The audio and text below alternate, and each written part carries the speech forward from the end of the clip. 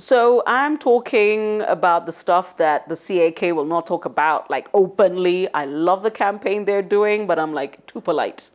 Should children have phones? Should they have tablets? To be honest, it's an individual choice for every parent.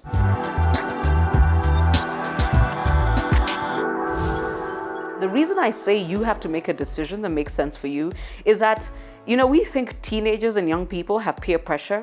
The worst culprits and the worst people to succumb to peer pressure is folks, it's parents.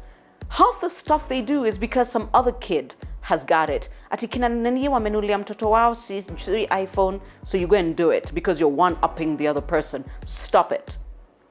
Here's what I believe. If a child does have a phone, it is not a smartphone. There isn't a child who needs a smartphone. Not one. For what?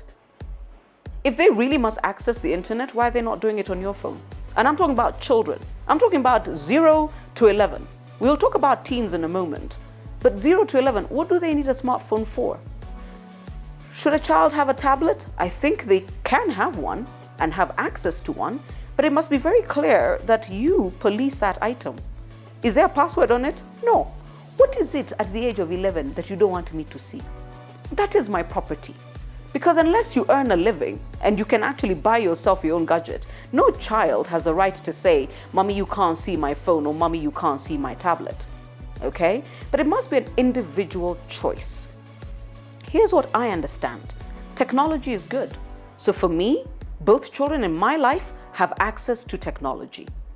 Does my daughter have a phone? No. She can talk to me on the nanny's phone. She can talk to me on my mom's phone, my dad's phone. She can talk to me on any phone.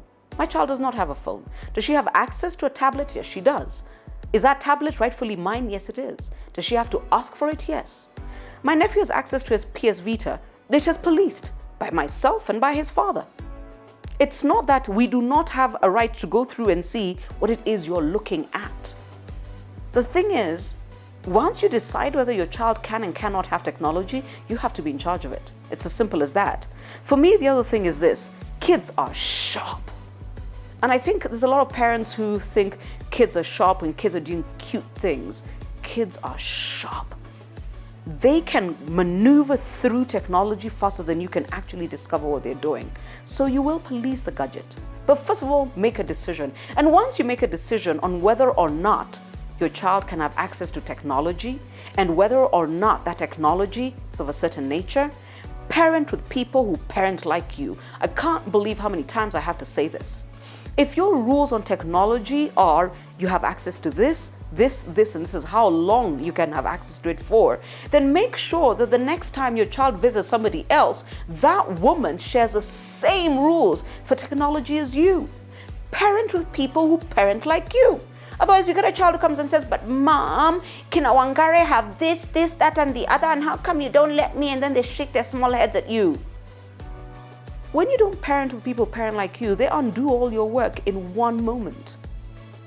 If you're going to decide that your children can have access to technology, create the rules.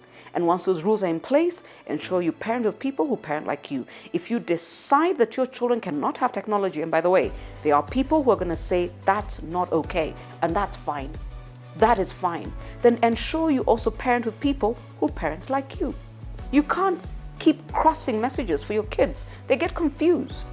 So can children have technology and access technology? Every parent decides for themselves. But if you decide that your children can have access to tech, then please be a cop about it. Police it. Before you turn around and say, "Unajua hii internet imeharibu watoto wetu." Really? Really? Yes, and I've given you that look. And by the way, start the conversation. You don't need me to invite you to do that, but I love to hear what you have to say. Please subscribe and comment. Thank you.